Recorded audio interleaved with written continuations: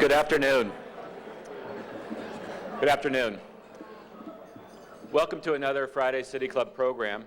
I'm Doug Marker, City Club President, and our program today is the long-term future of the PDC with a panel of Randy Leonard, John Russell, and Doug Blomgren. I have a few club announcements to make first, and also if you would be sure that you have turned off your cell phones and paging devices, we'd appreciate it. Our forum next Friday, June 24th, is Oregonians at War, Returnees from Iraq, and we have speakers who have returned from service in Iraq who will be speaking to the club. I want to make sure you're aware of our citizen salons. We have seats still available, but they are filling up quickly, and information on the salons can be found in the bulletin or on the City Club website.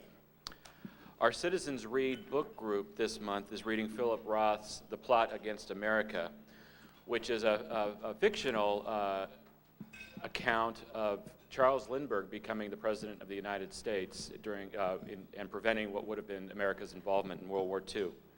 We'll be discussing that book Monday, June 27th, 7:15 at City Club Commons. Next Friday, June 24th, is also June's final Friday, and we'll host an open house for members and those interested in learning more about the club. That'll be from 4:30 to 6 o'clock at City Club Commons. Details on all these events can be found in the bulletin or on our website at pdxcityclub.org.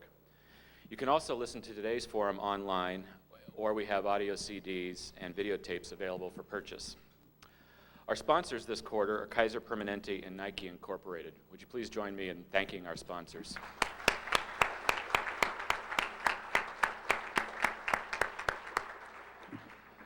To today's program.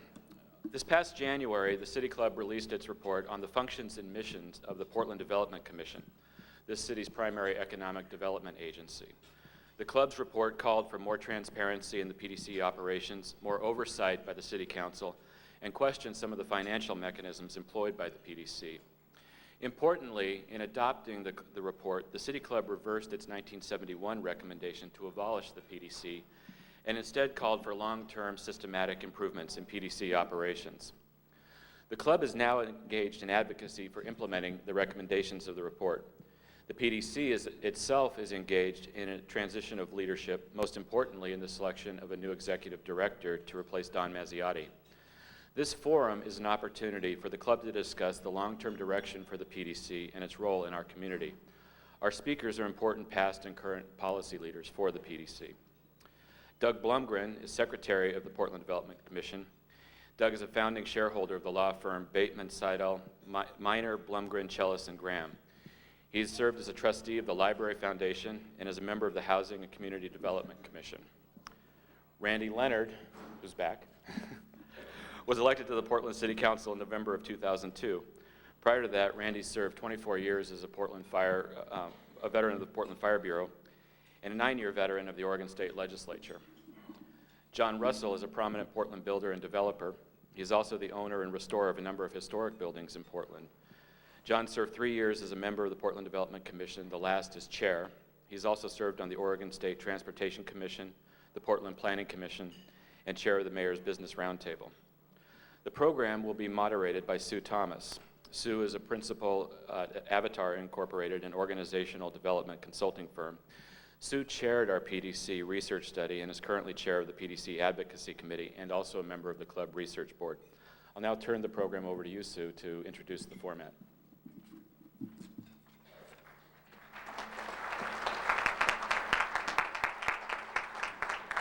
Thank you, Doug. Before I speak about the format, I just want to make one comment. On behalf of the PDC Advocacy Committee, myself and several others gave testimony 2 nights ago at the City Council meeting where Commissioner Leonard's resolution was being put forward for the first time. And at that time, what we asked for was that both our City Council and the Commission put forth a new vision for Portland's development and PDC's role within that. And our hopes are that this conversation today might be the starting point for the creation of that new vision, and that's really the spirit in which the questions that our panelists will be asked are being offered this morning. So just wanted to bring that at this time. So let me explain the format a little bit. Each of our panelists will have the opportunity to come to the podium for 4 minutes to give some opening remarks. They'll come up one at a time. And then there are 3 prepared questions that each panelist will answer. We'll rotate the order of their responses for each question. Following that, we will open the questions to the floor, and we will do that until we have reached the end of our time. We have a timekeeper sitting right here in front for the benefit of the panelists here to let you know when you're running close to the end of your time. You've got 2 minutes to respond to each of the questions that you receive. Okay, so I'm going to turn it over to John Russell to give his opening remarks.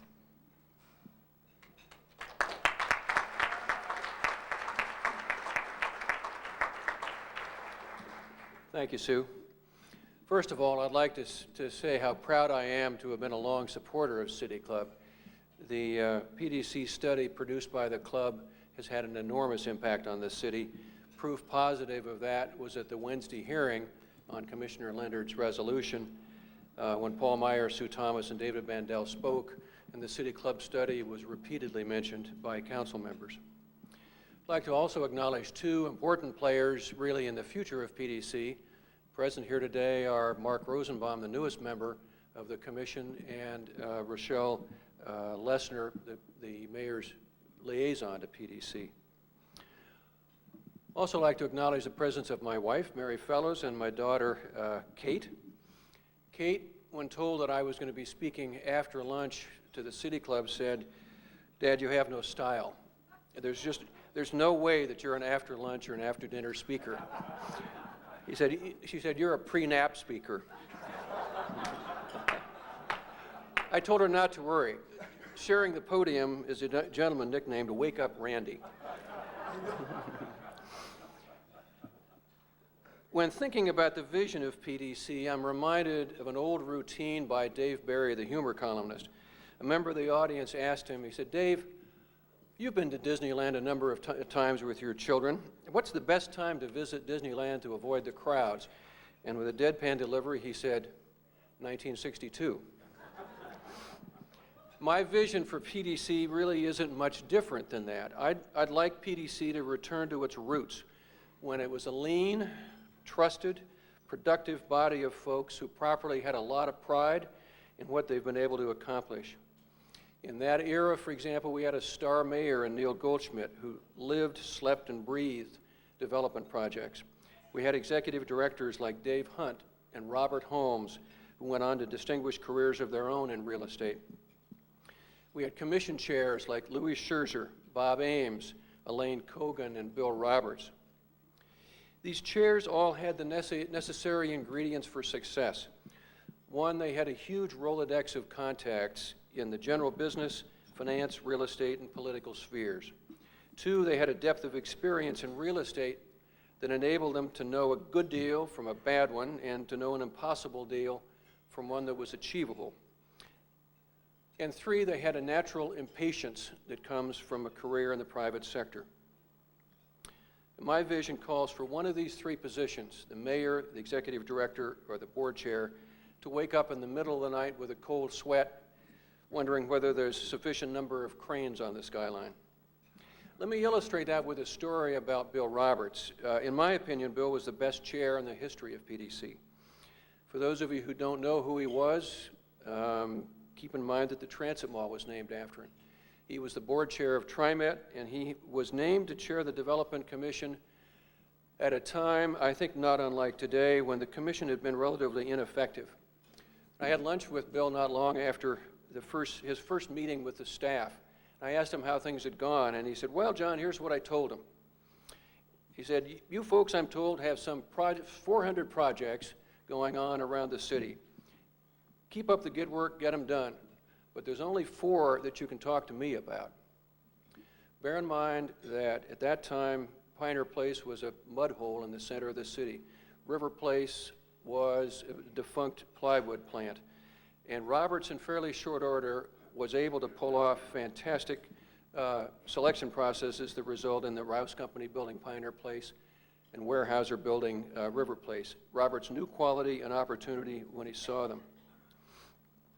Let's get back to my definition of the desirable characteristics of PDC, namely that it should be lean, trusted, and productive. In the case I just described, the addition of one talented volunteer named Bill Roberts made a huge difference in what PDC was able to accomplish. You just couldn't have a better example of leanness. The truth is, it just doesn't take a lot of people to accomplish a great deal in this sphere. Productivity is hard to measure, but not impossible. So if I may, I'll cover what I faced when I became chair in 2002. One, the redevelopment of the Meyer Frank building had been at the top of PDC's agenda for over 20 years with little progress. Two, the construction of a headquarters hotel for the convention center and then for the expanded convention center had been talked about for over 20 years with no conclusion, and the list goes on and on. Productivity is just not what it should have been, but it's very important for me to state that the lack of progress on these large projects was not the fault of the staff. The obstacles for these major projects were political, and the fault for the lack of progress lies at the feet of the Commission and the Council. I love this city more than any of you, except perhaps my wife and daughter, can believe. As much as I love it, though, there's an enormous amount of work to be done to make it even better, and the agency that holds a special place in my heart is one of the lead agencies for achieving those goals. But to get there, PDC needs to be lean, trusted, and productive, just like it has been during most of its 50-year life. Thank you.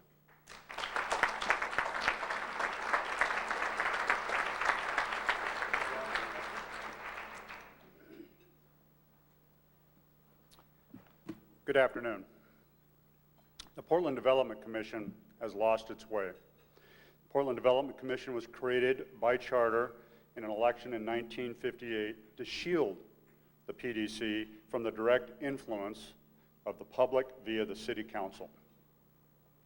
And they have unfortunately devolved into an entity who behaves as though they are responsible to no one. 1 month ago, when I filed a resolution to disband the commission and to create a Bureau of Economic Development, I was asked repeatedly why I would call for a charter change making this PDC responsible to the City Council. Initially, I made the case that during my tenure at the City Council, I had been convinced that the PDC is in dire need of a cultural overhaul that can only be sustained by continual and direct authority of the public via the City Council. However, more recently, as some of you may have read, my explanations have been muffled by the roar of the PDC making the case for me. I would like to make sure that I'm clear about why I believe this discussion is necessary. In the course of my tenure on the City Council, it's no secret that I've experienced firsthand PDC's unyielding resistance to any authority, guidance, question, request for information, and general responsibility. And you'll have to excuse me because I am now seeing my 52 years catch up to me. To give just a few examples, PDC's budget this last time was handled by Commissioner Saltzman and myself. We never received a written proposal from the BDC on a budget for them to operate, though we had public hearings, though we had council discussion. We never had a budget from which we could make actual intelligent questions from during the whole budget process. For 2 years now, I've been working with the PDC to develop an ordinance to restrict tax abatements to be used only when they're actually needed, and have met nothing but resistance to that change from the PDC. Requests for information are consistently ignored or put off. PDC employees, the frontline people who do the work, are not empowered to answer questions without first clearing it through their chain of command. In December, Commissioner Stenz, Saltzman, and I sent a letter to the PDC asking them to open up their process on the Bridgehead Development Project to include citizen input. We also asked them to postpone the delay of that discussion until after the Christmas holidays. To their credit, they did appoint the committee. To their discredit, they ignored the committee's recommendations. I am an elected official on the City Council with the liaison authority over the Portland Development Commission. If this is the experience I'm having with the PDC, how must they treat others? What is at stake in this discussion is the public's faith in their government. Mayor Potter has invigorated the council to pursue a city whose bureaus are uniformly operate in a manner that puts the citizens they serve at the core of their missions. As we are moving 34 bureaus in a positive direction, it cannot be lost on us that the average citizen is not aware of the nuance in the charter that makes PDC a separate entity from the City Council. Instead, they view each under the umbrella of government, and the consequence is that the public perception of the PDC is then cast upon the city. So despite our best efforts to move in a positive direction with 34 bureaus and under our authority, if the PDC is viewed as wasteful, arrogant, unaccountable, or even corrupt, so is the entire city. And our strong effort is undermined by a single misbehaving entity. This dynamic has an impact that goes beyond the health of this community. If the citizens lose faith in their government, they are hard-pressed to support paying for levies that support our schools, our children, and our parks. And as the PDC adds to its troubling reputation, the questions about what the city will do about this problem is no longer rhetorical. Upon being elected to the City Council 2.5 years ago, I committed myself to reforming the system for issuing building permits at the Bureau of Development Services. I employed some time-tested strategies to effect change that Portlanders were demanding in the city's permitting system. We changed managers, and among the most important strategies, empowered frontline employees to use their experience, training, and judgment to facilitate issuing building permits for every kind of project, from remodeling a bathroom to constructing some of Portland's most challenging high-rise structures. I have run out of time. I will conclude by just saying that the concerns I have with the PDC are based in my desire for that good urban development work to continue. And my fear is that if we do not create some accountability from the Portland Development Commission to Portland's elected officials, we could lose the entire whole lot of them. Thank you very much.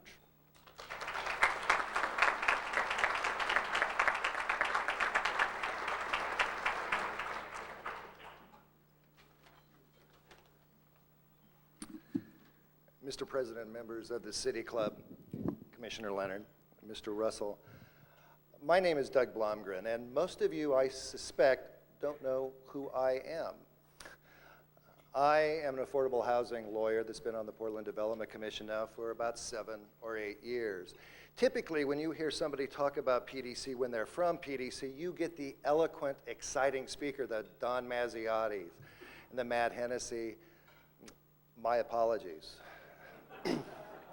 You are about to hear from the demonstrably Scandinavian side of the bench.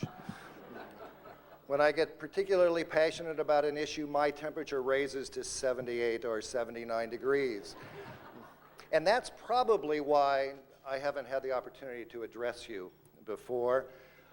But that's why I'm very thankful for the opportunity to address you now, particularly because you are the organization that prizes careful, analytical research, the ones who want desperately to apply reason to the solving of problems that face this city, and the ones that prize committed, persevering pursuit of excellence for this city.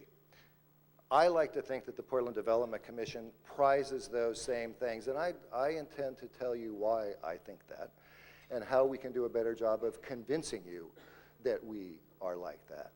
But first I want to make just a personal sort of side detour here. I know that the reason that this room, or one of the reasons that this room is so crowded and that this dais is composed in the way it is the Burnside Bridgehead decision. I am absolutely convinced that the Burnside Bridgehead decision was right. I am also absolutely convinced that I made a serious mistake in articulating the decision, that we did not identify the bases for our decision, and we did not adequately talk about how important the public participation component of that process was. And for that, I am deeply sorry, and I apologize, because it has created a heat where there needed to be more light. And I intend to learn from my mistakes, and I don't intend to make the same mistake twice. Now, let's talk a little bit about what I view PDC being in the future. I view a PDC that cooperates and collaborates with City Council and the Planning Commission, increasingly with the Planning Commission, as well as with neighborhood associations and business alliances that all have a common sense of what they want, which is a better city, a city which is livable, just, and prosperous. I see a PDC that remains semi-autonomous, similar to the housing authority of this city, which implements policies which are clearly articulated by the city council, given detail by planning commission. But I see a commission that is also courageous, one that is courageous enough to say, we have made mistakes, we have reform to do, we need to improve ourselves, we need to, as John has said, get back to it. I don't want to go back to 1962 because I think PDC needs to operate in the neighborhoods, not just downtown. I don't want to go back to 1962 because there are things to do on MLK and Lentz. But you know what? I'd kind of like to go back to 2002. There's a part of me that says that we have to be courageous enough to admit our mistakes, but also I think this city needs an organization that remains courageous enough to periodically say, sorry, but no, to ideas that may be politically popular, but not best for the city. I also want a PDC that is responsive to the schools and the county. They provide 70%, 60 to 70% of the taxes that go into tax increment. The city provides about 30. We need to be respectful of that. And I see us being a development commission whose audit subcommittee has spearheaded the effort to bring contracting precision and reliability back to the commission. I hear the bell. Thank you very much.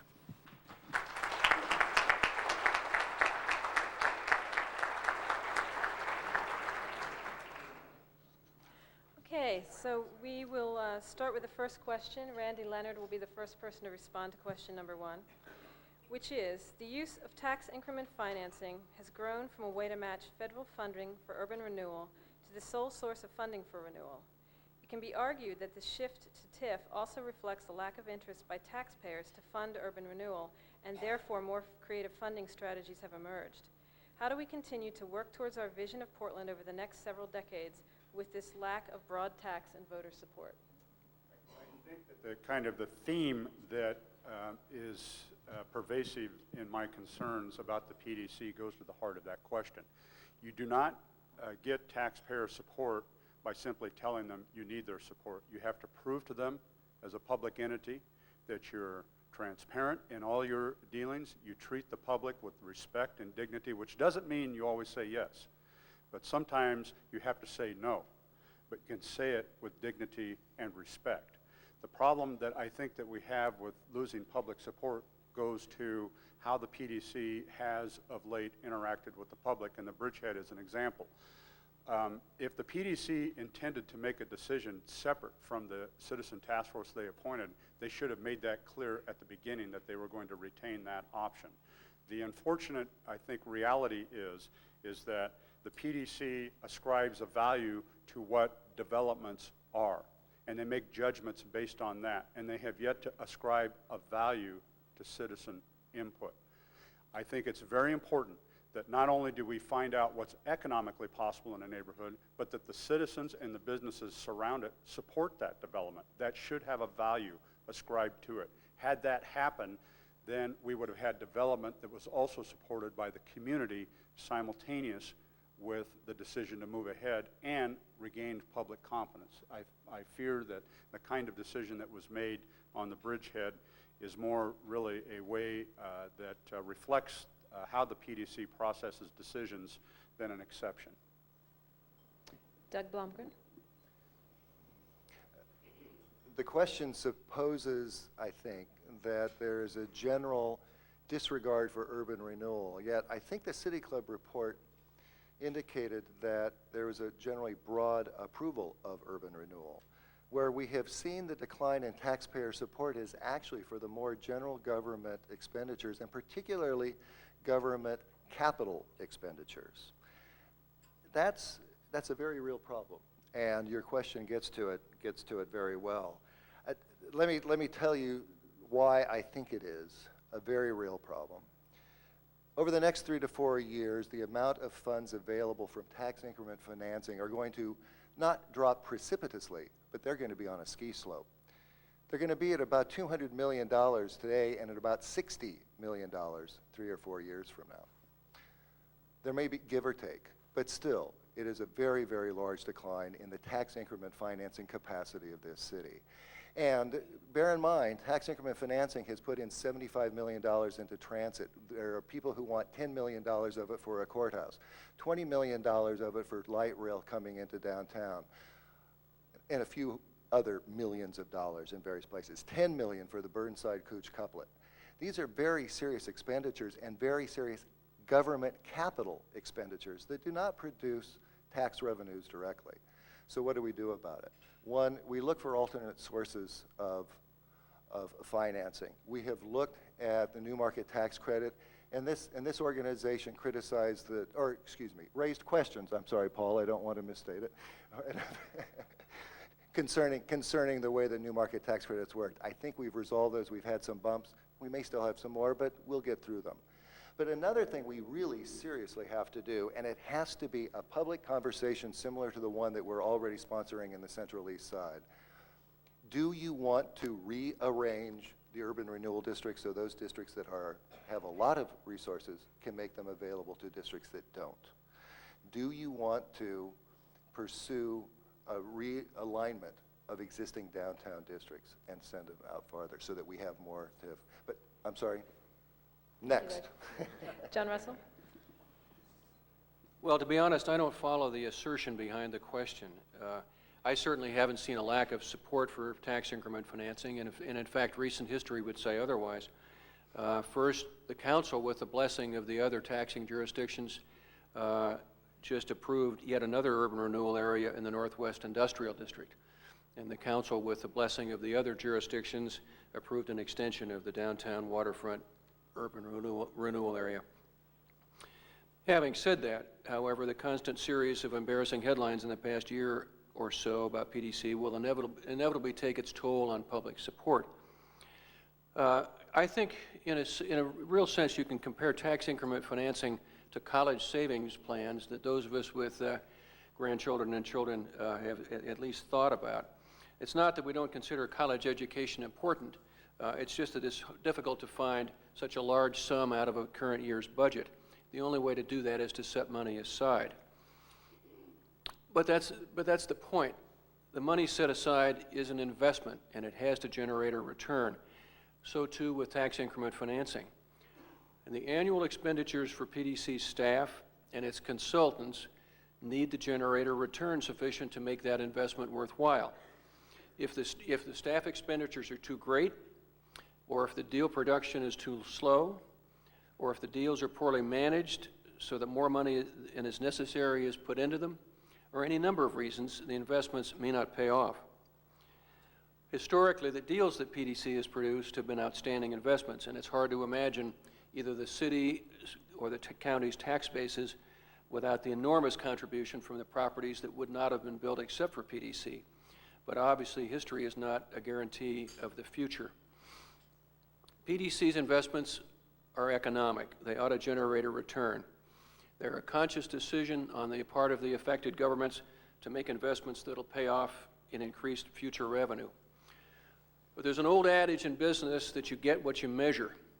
The theory is that institutions and individuals are motivated by the standards that are set. PDC should constantly keep track of the return on its investments. It's the best way to guarantee continued public support. Thank you. Second question. The City Club report recommended that City Council take a more direct role in providing oversight to PDC and also acknowledged the need for PDC to remain a semi-autonomous organization. How do you believe that balance is best achieved? And we'll start with Doug Blomgren. Thank you. I think the City Club's analysis was particularly adept on this subject. It highlighted both the formal and informal policy control that City Council has. They issue the bonds, they pass the budget, the mayor appoints the members. There's also informal policy influence that goes on very regularly. But if we are talking about how it is that PDC can be a better implementer of policy, then I think what we need to do is identify how it is that we can get a more clear statement of policy. A clear, articulated statement of policy of city council would be very, very helpful. In the past, we've had trouble identifying what that policy is sometimes. Let me give you two examples. Just a week or two ago, the headlines read, Mayor and Council spare Centennial Mills from PDC wrecking ball. Last year, at about this time, the Development Commission was confronted with what to do with Centennial Mills. We had reports, rotting timbers, uninsurable or extraordinarily expensive to insure, unsafe. So we looked to the policies of the city to see what ought to happen. 7 or 8 of them have been adopted since the 80s. The most recent one was 1999, adopted by City Council. If I remember correctly, that policy said, tear down Centennial Mills, daylight Tanner Creek, and build a park. We asked, informally, admittedly, does City Hall still want this policy implemented? We don't have a clear answer. Therefore, we had to start a new planning process, and it's going to be headed up by the planning department, not headed up by PDC. Another one, and I just want to quickly talk about it, is that we are routinely accused of making improper grants of tax abatements.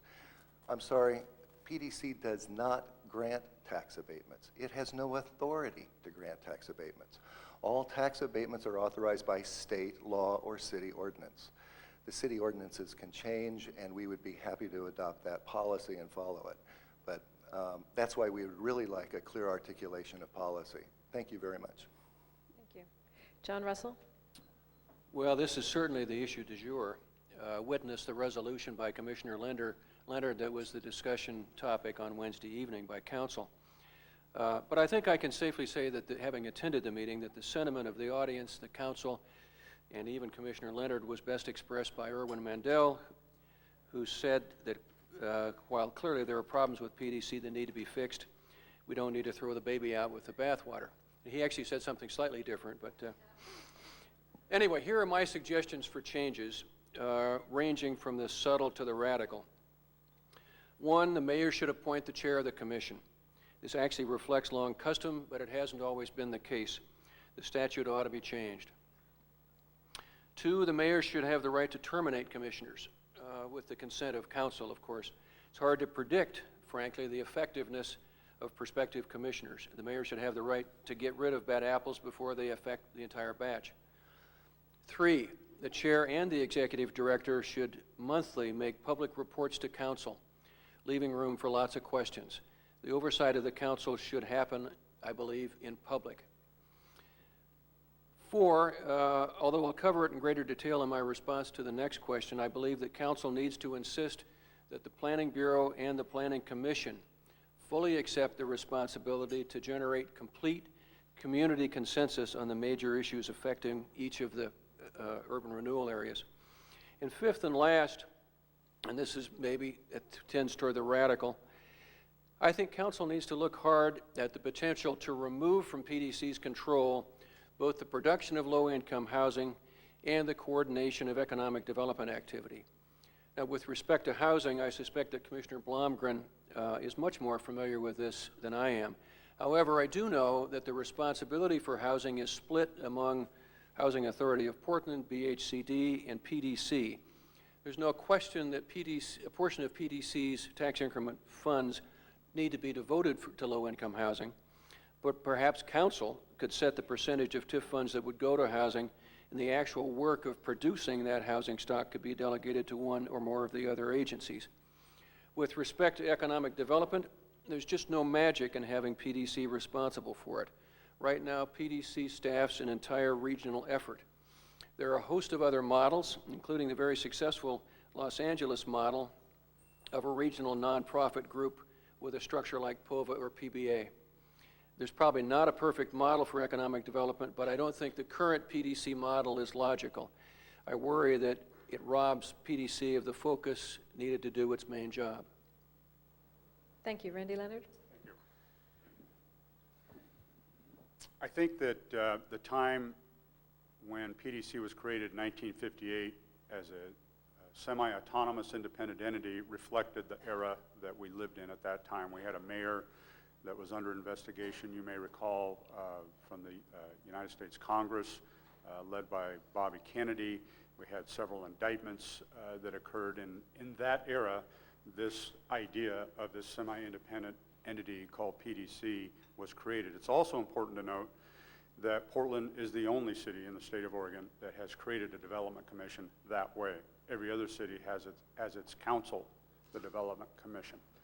I think in Portland, we would be better served, building off the City Club's report, to take all of the various economic strategies that exist in a myriad of bureaus in the city currently, in addition to the economic strategies of PDC, and house them under a brand new Bureau of Economic Development, headed by a director that reported directly to, I would assume, the mayor.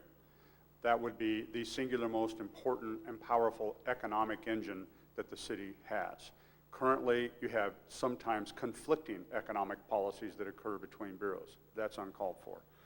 I do want to mention something about the tax abatements. It's true the PDC doesn't approve tax abatements, but if you want one, that's where you go to get the application. And that's where you go to submit your paperwork. And that's where you get told whether the staff will approve or not approve the tax abatement. My criticism has been not that there have been improper tax abatements, but there has been no oversight of tax abatements. That every tax abatement is always for the maximum, 10 years, and always for the maximum amount it can be, 100%.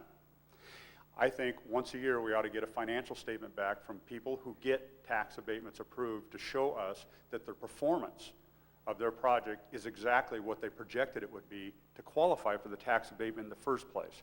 I think it's a common sense, balanced approach that the PDC has fought tooth and nail ever since I've tried to get them to work with me on it. Thank you. And the final question. Public participation is a lightning rod issue in this city, and PDC bears the brunt of much criticism in this area. Taking a more systemic view, part of the problem appears to lie in the fact that public participation is generally expected during the planning phase of development, which has been weak for many years due to a lack of resources in the Planning Bureau. What do you think should be done to better integrate planning and implementation efforts and to involve the public in the most meaningful way? And we'll start with John Russell. Well, the solution, I think, is remarkably simple, at least in theory. PDC was originally intended to be an implementation agency. It was staffed by people who were experts in doing public-private real estate deals, and the commission members were drawn from the finance, real estate, and other professions that were applicable to that. And it was able to be lean, productive, and trusted because it didn't attempt to be anything but an implementer. At the same time, in that era, the Planning Commission and the Planning Bureau were the lightning rods for public participation. By contrast to the Development Commission, Planning Commission members were much more representative of the population at large. They were prominent folks in some field, but by and large, they're representative of the general population. And perhaps more importantly, the public understood that that's what planning commissions do around the country. They're there to gain community consensus. I served on the Planning Commission in the late 1970s, and I can tell you it was a delight. We had as a planning director a man named Ernie Bonner, who, while he didn't actually pick fights, he certainly didn't shirk from them.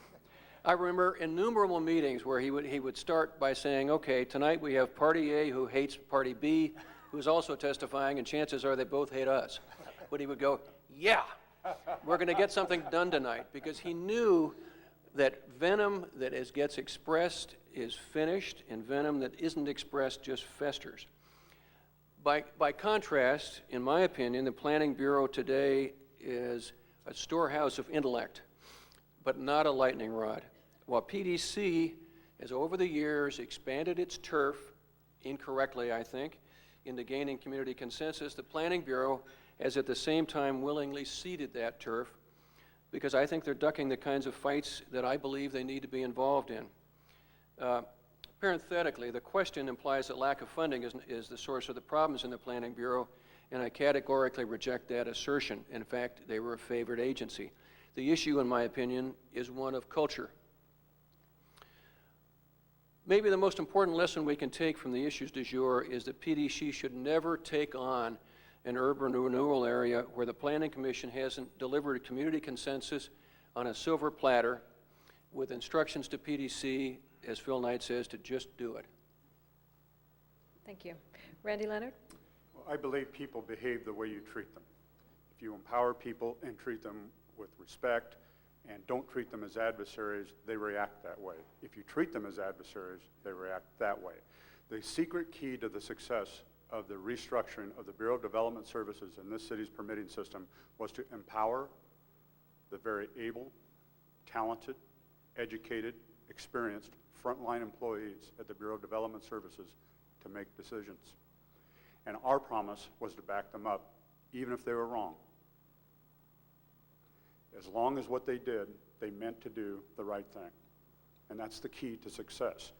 When the community in inner southeast Portland was told you can be on an advisory committee and make a recommendation to us, the PDC, about who you think the developer should be, there may have been a balance sheet that would have indicated the community was wrong.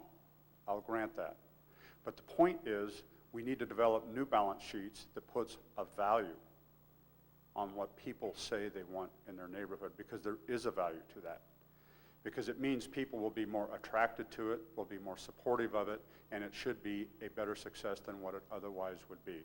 That is a huge mistake on the part of not just the PDC, I might add. It's not a culture that's not uncommon, that is uncommon in other city bureaus. It's something I believe that if we can infuse the PDC with, that is, to employ techniques such as the Southeast residents and businesses now want to have a citizen advisory committee to the development. I support that. I think it needs to be embraced, and I think it needs to be empowered, because when you give people the responsibility to make decisions, 99% of the time they make the right decisions if they know they actually have to make a decision that's going to be in effect.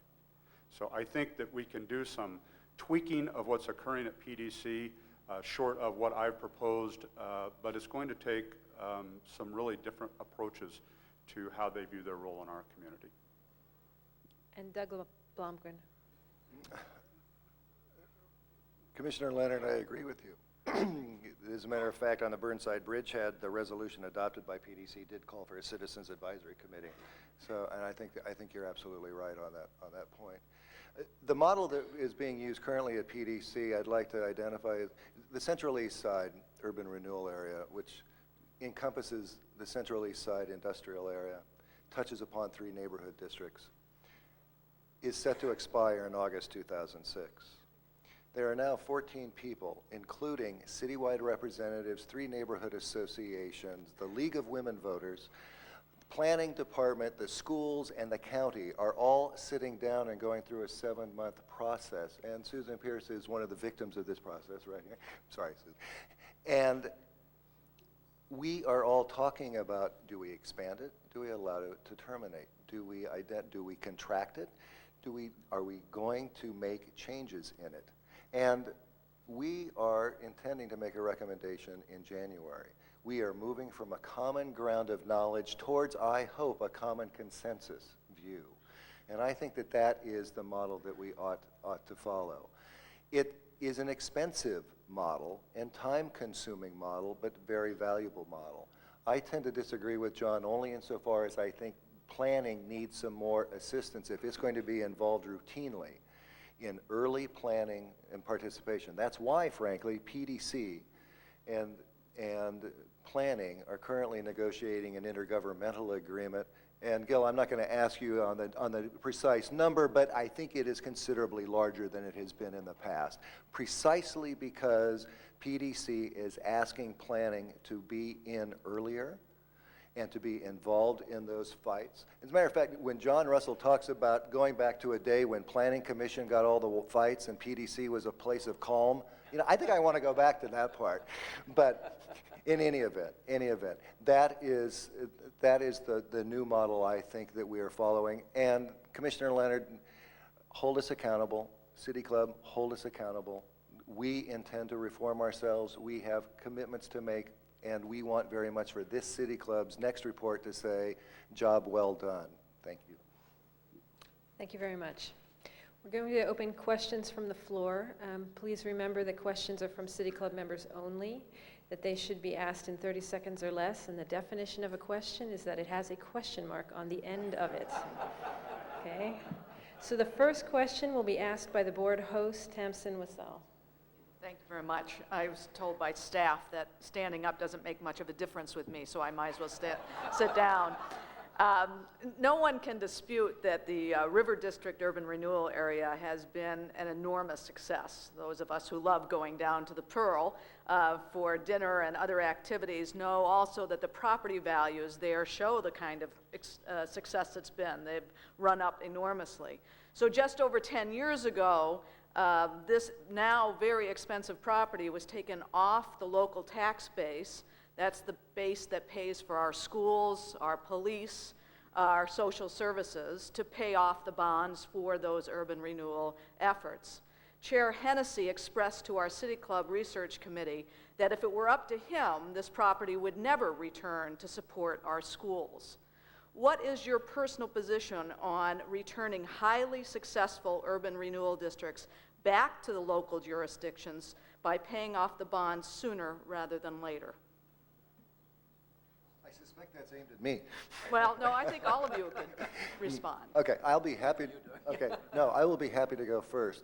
I was in the minority. I voted to terminate the downtown waterfront urban renewal district and repay the bonds, in part because I thought that it was important to establish that there is a history of doing the job, stopping it, and then proceeding. With regard to the River District, the fact is that by virtue of state law, that particular district results in a quote-unquote divide the taxes. Many other districts have already started returning tax money to the schools. As a matter of fact, right now, over 50%, I believe, somebody is going to correct me, I know, but I believe about 50% of the tax increment, the increase from the downtown waterfront, which is everything in downtown except Meyer and Frank, roughly, is already going back to the schools, is already going back to the county. And the fact is that it's going back at an increased rate because we have invested in those areas. With regard to the River District, right now we have, I think, a better opportunity not to terminate that particular district, but rather to use the increment it has generated to improve other areas of the city that have not worked out so well. It is entirely possible, and I think we need to review it as a part of a very broadly participatory process, to determine whether or not part of River District ought to take in Chinatown. Should River District take in some of the other areas that have not prospered well? Frankly, I think I was only half joking when I said the River District is connected to the Central East Side across the Hawthorne Bridge. There are ways in which these particular districts can help this city, and particularly in areas where the economic investment has not worked out so well. So yes, they do need to be returned to the schools in the county, and they ought to be returned at an augmented level, reflecting the investment that we have succeeded in doing. Well, I would say that when the chair of the Portland Development Commission actually says, if I had it my way, this would stay an urban renewal area forever, makes my point. Then my point was, in my opening remarks, was the PDC has lost its way. The idea of development, for government to use public dollars to cause development, is not to meet the ends of development. It is to create economic activity, to generate revenue, to fund local government that otherwise wouldn't happen. And that's very important to understand, that we create places like the Pearl to cause economic infusion of dollars to make things happen that wouldn't happen if we didn't do it. But we don't do that just to make $500,000 condos, because we like $500,000 condos. And we don't do that just because we like good restaurants downtown.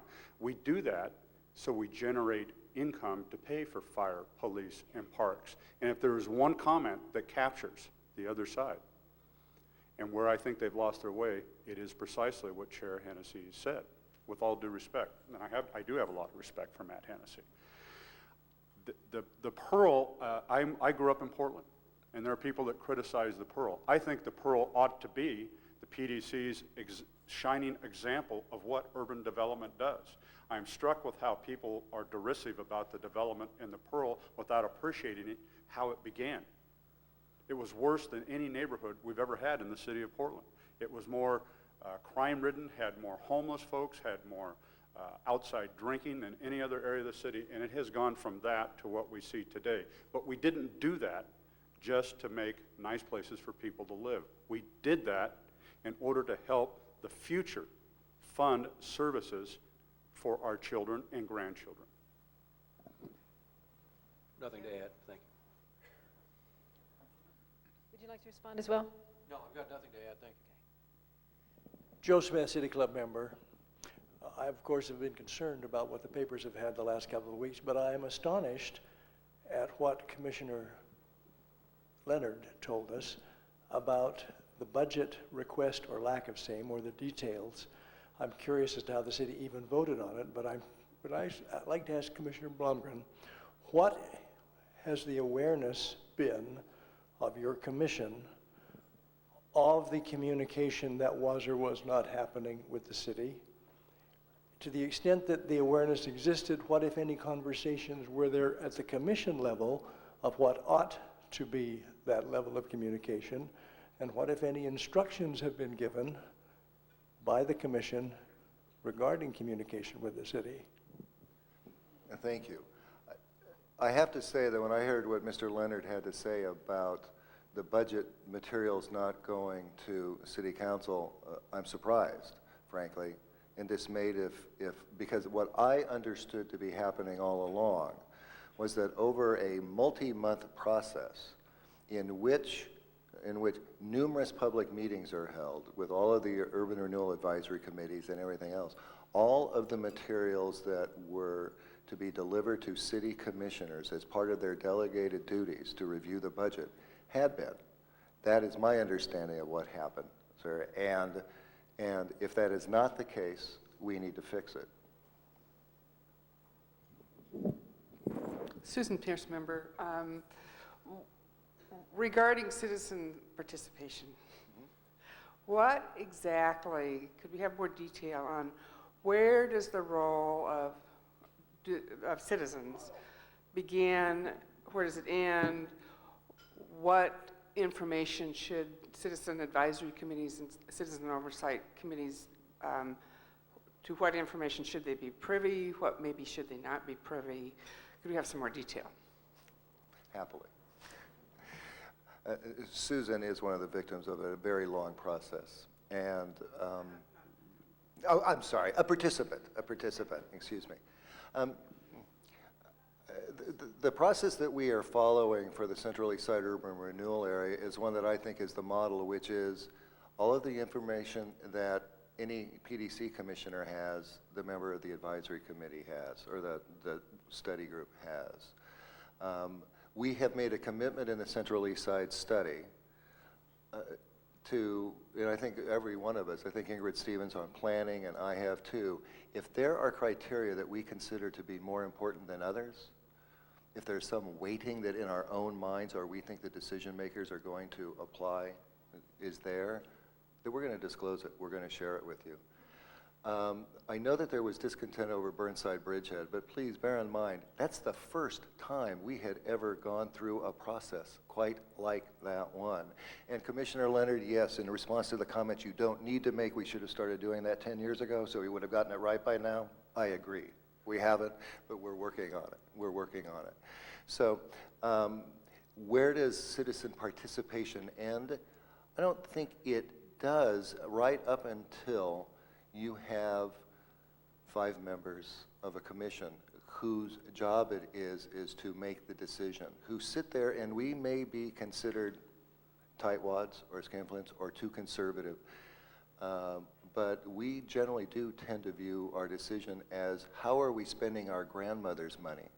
How are we spending the taxpayers' money? And we don't consider it to be a particular area so much as the city's money, because it's all of ours. But in any event, so I hope that that's a clear enough answer. I think we're going through a process that you would agree has got all of us on the same page, at least to start with. Okay, thank you. Paul Meyer, member of the club. Two of the controversial projects that are now pending or in process is the Meyer and Frank and the Armory. Would you please comment on what's going on and what your thoughts are? That one must be for you, John. Okay. Well, before Doug answers, because he knows what's going on, I've been out of it. Meyer Frank, as I say, was top of the list for this city for as many years as I can remember. What Meyer Frank was faced with, though, is that the seismic retrofitting of that building, as I remember, was $21 million. And there was no one other than the general public who benefits from it. The building isn't going to make any more money, so the owner wasn't benefiting from it. And it was just this insoluble problem. It's a $21 million barrier before you even started the renovation. So with that preamble. Sounds like a heck of a deal, doesn't it? With regard to Meyer and Frank, just as a bit of history, several years back, I'm not sure how many years back, the River District grew an appendage. If you look at the map of that urban renewal district, it goes down a street and wraps around Meyer and Frank. So it is actually in the river. It's part of the Pearl for urban renewal district purposes. Brains far more clever than mine came up with that one, but I think it's very, very helpful. Right now, we are still in negotiations with two entities, the hotel developer and also the May Company. And as you probably have seen in the newspaper, that there is some concern as to whether, by virtue of the fact that PDC would be lending to a private entity money which would allow it to own a private building on a private piece of property, that constitutes a public work, and therefore the prevailing wage law would apply. The concern that Sage has, the hotel developer, is that quote-unquote prevailing wages are significantly above wages that are prevailing, and that they would be unable to proceed with it. We think that if you apply the Attorney General's opinion with regard to that law that was recently issued, that there should be few difficulties. However, we have to convince private developers using private funds to do the development. I am hopeful that this time next year there will still be a department store on the first floors, first, second, third, fourth, and fifth floors, and that there will be a hotel well under a development on the upper floors. With regard to the Armory, I tend to walk by it periodically. I haven't followed the current location of where it is. I believe it is progressing, but people in this room probably know as well as I do how the fundraising success has been. I hope it's very successful. The City Council graciously voted to help out if it's not. And so, therefore, I have high hopes, but not a great deal of detail, Mr. Meyer. David Mandel, City Club member. As we know, urban renewal is really a tool for focusing on particular areas of the city, but as we also know, that means leaving out at least 85% of the rest of the city. What is the role of PDC in, and where are the resources for the rest of the city?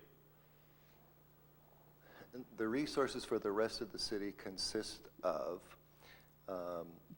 federal grant and contract funds that come through the Housing Community Development Department, Community Development Block Grants, Home Investment Partnership Funds. I believe we have going forward $874,000 of general fund money in the $200 million budget. We also have contracts where we've been able to partner with local financial institutions to provide financing for certain things. But fundamentally, I mean, the money that is available through tax increment financing, as you say, Mr. Mandel, is limited by statute to the urban renewal areas, to the urban renewal area from which it came. And those urban renewal areas cannot exceed 15% of the area. And we are right now at 14.2. I think we have 1,000 more acres that could be included. So the PDC does not have a lot of resources for other areas. That's one of the reasons that the new market tax credit was encouraging, because it could be used outside, although still, as you know, your research is very, very thorough. Still has to be used inside of areas designated as low income by the census. But I want to add one thing to that. Give me a chance. Did you hear that? I want to add one thing to that, and it'll give me a chance to clarify my position on abatements. Abatements are available throughout the city. They're not confined to urban renewal areas. I support the tool of abatements. It's a powerful tool. It can cause development to occur that otherwise would not happen, and developments that are occurring can be better if the abatement tools are used appropriately. My concern about abatements, however, has been that the staff has lost sight of what that tool is designed to do, cause things to happen.